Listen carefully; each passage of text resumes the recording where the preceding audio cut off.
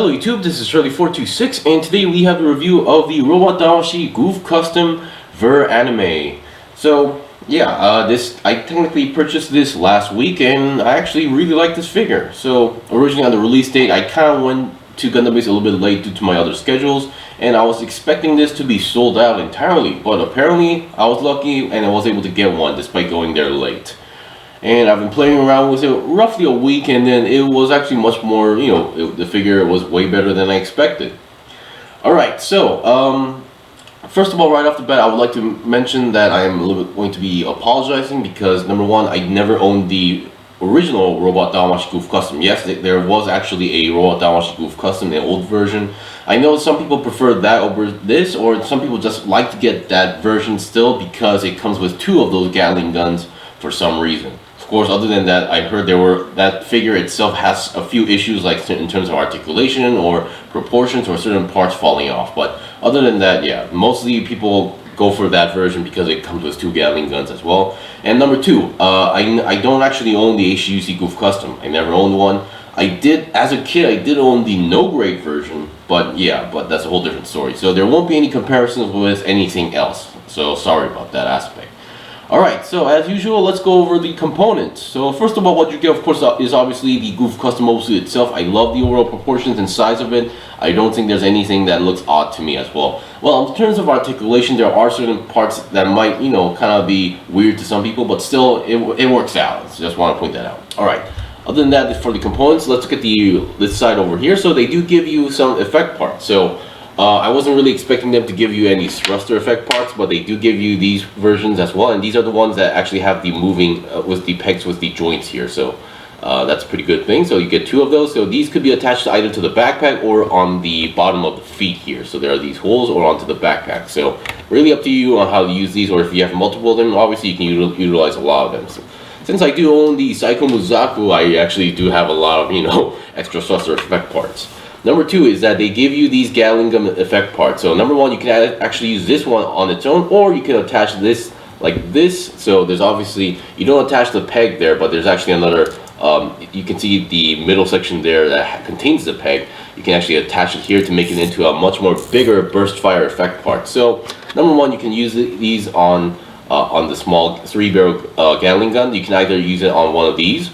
Now, once again, it may seem a little bit excessive, so you can always attach only with this only. So it works either way, or you can actually use it onto the Gatling gun right over here. So once again, you can either do this or with two of the effect parts. So yeah, my only concern is that I haven't tested these yet, but these are going to be a little bit. These are going to make the Gatling gun a little bit heavy. So yeah. Alright, other than that, let's look at the other components, or more likely the main components. Alright, so let's get rid of the ones that I'm scared to lose. They do give you a extra the head fin for the Gouf Custom, so just in case if you break one or you lose it, you always have a leftover one. So I really like the fact that for the Ver Anime line, they always give you these extra antennas or V-fins. That's a very good thing, because the antennas, V-fins, or those kind of stuff are the most important part, but they are also the most fragile part. So I think it only makes sense to give you, spares.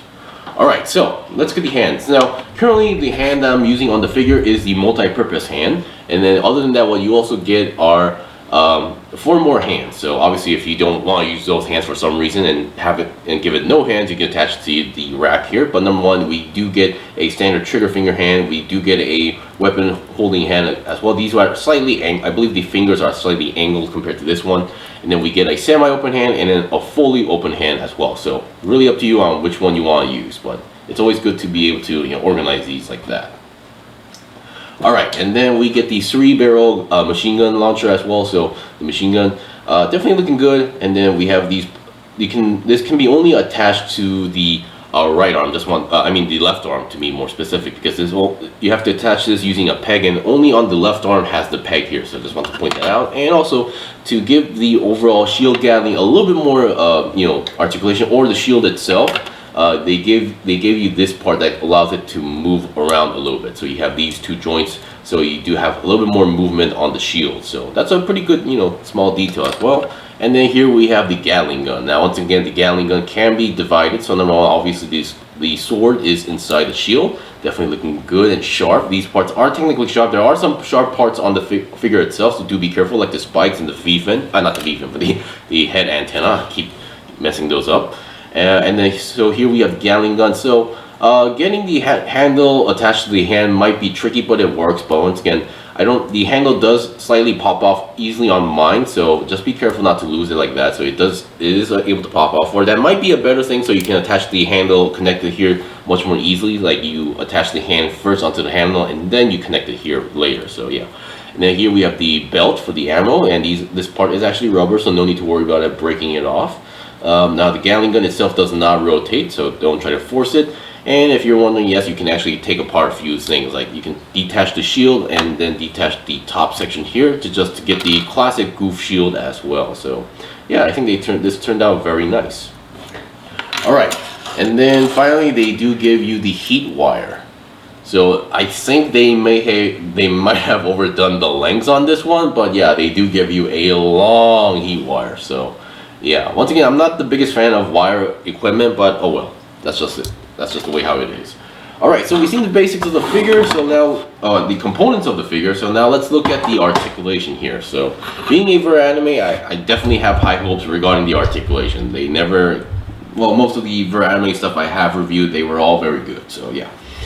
Yeah, man, I really wish I hope I can get the Jim Brown type Ver Anime as well in the long run, but still, as usual, let's start from the head. So the head definitely looking good, has that sharp look going on here. Now, I don't own the regular Robot Damashii Gouf Ver Anime, but I think they definitely gave this version a much more sharper look compared to the classic look going on here. So yeah, I think they did a pretty good job. And then for those who are wondering, yes, you can actually take off the top section off and then move the mono wire around if you want to do so. So just another note that I kind of hurt my finger last night doing some chores, so I'm trying to be extremely careful with one of my fingers, so please understand if I'm a little bit jibbly on one of my fingers.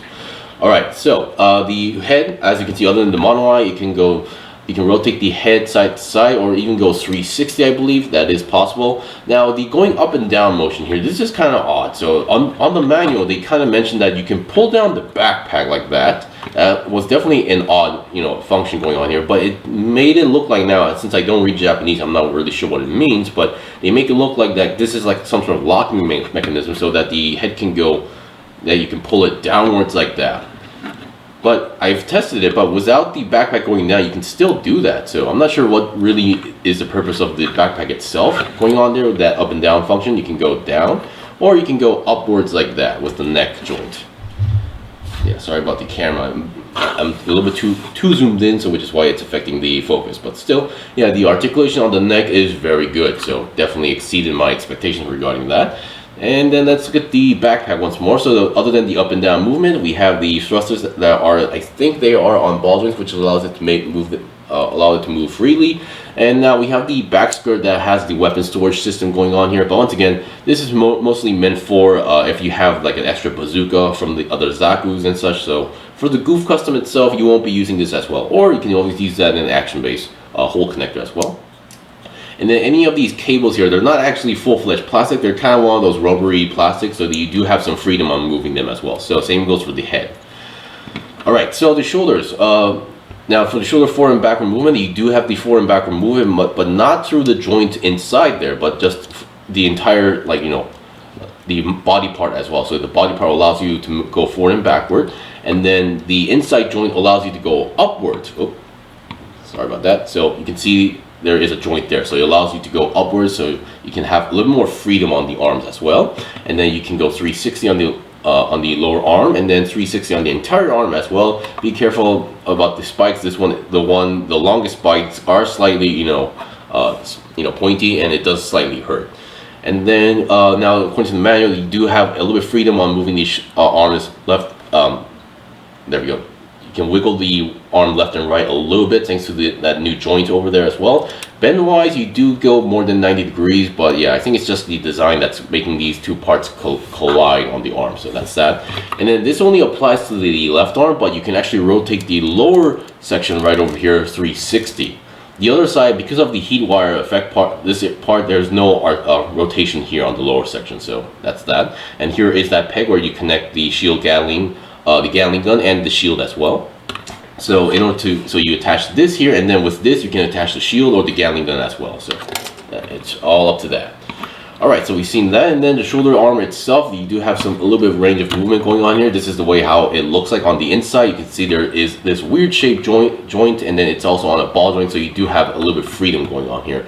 And the arm can technically go 90 degrees on its own without the shoulder, without the armpit joint. But because of the spike armor, it's going to be extremely tricky because it's obviously, you know, colliding with the main body. So for now, I'm just going to take this off for now.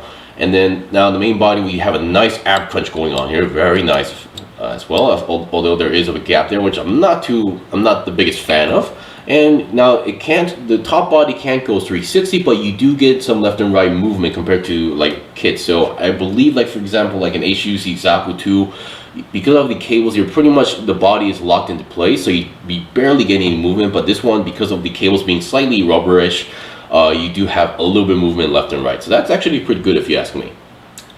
Now for the and then I believe if you go forward, like you can go forward and backward like that, and this kind of lifts up the side skirts because of the way how it moves. And then going side to side is also possible. And then the legs here, you still have the hinge system where you can relocate the leg position if you want to do so. But you do get a nice sizable going on here, and then going forward 90 degrees is almost possible, so less than 90 degrees, and backwards, since the back skirt does not move, you're going to be locked into place. And going to the side, I believe this part is connected as a ball joint, so you're not going to be able to go 90 degrees to the side. But once again, I think even though, let's say if this wasn't a ball joint, still because of the side skirts, you'd still be locked in place. So that's that. And there we go. Let me relocate that. And then bend wise, you get a nice bend going on here like that. The bend is slightly tight, but it still works. There we go. And then with the feet, now the feet itself, I think the design is already slightly pivoted, but still you do get a nice pivot joint going on here, so you get a nice pivot, and then going forward and backward is possible. And what I also like is that there's no toe. I mean, technically, I'm not sure if this is considered a toe bend, because I wouldn't say the front section entirely is a toe, but still, you do get a slight bend downwards for the feet. But once again, I'm not sure like when you will be using this other than on aerial poses. All right, so we've seen the basics of the figure. I think the articulation is very nice. I mean, of course, there are some parts that are slightly limited, but once again, compared to an HGUC kit, I think they did a pretty good job on making it operate different. All right, now we've seen the basics, so I think I'll be right back with the equipment demonstration, so stay tuned. Okay, I'm back. So here we have the first demonstration. So I just wanted to get rid of the wire as soon as possible. So here we have the Gatling gun attached to the arm itself, and then here we have the wire. Yeah, the wire is just too long for it to be, you know, to be shown all in camera. But once again, the end tip is actually, you can see the end tip there. So this is supposed to be like a magnetized like end tip, so it can attach to motors easily. Yeah, once again, I really think they overdone it with the length here, but still, yeah, it's a pretty good, you know, equipment. And I believe at least if it's long, you do have some control. You can maybe cut the middle off and then make it into the length that you want to do so. But once again, yeah, I'm pretty sure some people are going to utilize this pretty well. All right, so before I go back and get other stuff. So here we have the Gatling gun onto the arm. So once again, the arm has no problem holding the entire Gatling gun itself. Now the trigger finger, I did attach the trigger finger onto the handle, but once again, it's not really a tight fit. It's not like one of those perfect fit for a dedicated trigger finger to like a beam rifle or a machine gun. But yeah, it gets the job done as well. So on this state, you do get slight more movement onto the shield because of this movement right over here. You can kind of angle it towards forward if you want to do so. So you do have a little bit more control once you have it onto the arm, because I believe like for the old model kits, once it's slapped on there, there's no like other extra movement you can do so. So yeah. All right. And then once again, the sword is inside the shield, and it is a pretty tight fit. Not exactly too tight to the point where it would scrape off stuff, but it's just enough so that it won't fall off on its own. Alright, so we've seen that, so I'll be right back with some effect parts attached to it, and let's see what we got. Okay, I'm back. So here we have some effect parts attached to it, and then the pose is something I did something similar that was mentioned on the box. Well, of course, like it is slightly different. So, and once again, the thruster effect parts attached to the holes very well. So onto the feet, there's no problem as well. And then obviously the big effect part is also attached to the gun. Now, currently, because of the overall pose, I don't think it's really affecting the overall weight distribution at the moment. But let's say if I were to, let me get this off, and then you can see the arm is slightly on. You can see it's kind of drooping down a little bit on its own like that. So you can see it's not going to be. I mean, currently it's holding it, but once again, depending on how I go for it, it droops down. So once again, as expected, the effect part may seem a little bit too heavy, or it is a bit too heavy for the entire arm itself. So just be aware of that as well. So let me see if I can see, let's see if we detach this one, and hopefully that kind of reduces the weight a little bit. So once again, you can see it's still drooping down a little bit, so you can see the effect part is a bit heavy. Alright, so we've seen the basics of that, so I think I'll be right back with the final, final demonstration where let's detach the overall Gatling gun and let's see where it goes from there. Okay, I'm back. So here we have the final demonstration going on here. So for me, when I think about the Gouf Custom, I always think about that specific pose that was shown onto the old version of the HG Gouf Custom. So on the old 1:144 scale HG Gouf Custom, not the HGUC version, but basically the version before that, it was doing a pose something like this, and the box art was really cool. So so this specific pose kind of gives me some good memories about that. So in this form, it's pretty much the naked pose where there's no more Gatling gun. The larger Gatling gun is no longer there, but still you do have the liberty to, number one, if you want to, you can attach the shield here. But keep in mind, while you have to you can detach the bottom section here, but in order to attach this specific shield, is that you're going to need this peg going on here. So you still need to keep the top gray section going on here and then reattach like that. So once again, it may make the gun look a little bit more chunky, but it still gets the job done as well. And once again, at this point, you can also attach the machine gun effect part to give it a more lively look going on here. So make sure you choose which barrel you want to attach it to, and you're good to go. Once again, this is going to make the arm slightly heavier, but once again, there's less weight going on here, and the distribution is more onto the main arm itself compared to the Gatling gun, so you do have slightly more control going on there.